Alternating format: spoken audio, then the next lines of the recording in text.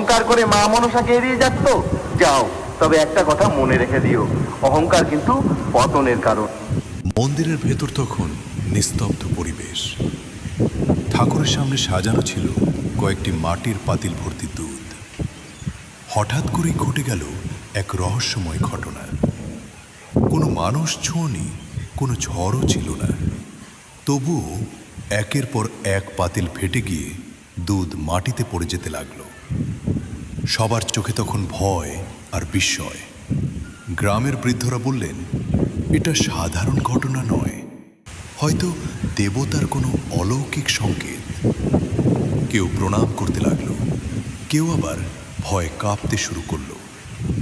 মন্দির জুড়ে ছড়িয়ে পড়ল রহস্য আর ভক্তির আবহ। এই ঘটনার আসল রহস্য আজও কেউ জানে না। আপনি কি বিশ্বাস করেন এটা দেবতার অলৌকিক লীলা? কমেন্টে লিখুন জয় শ্রী হরি।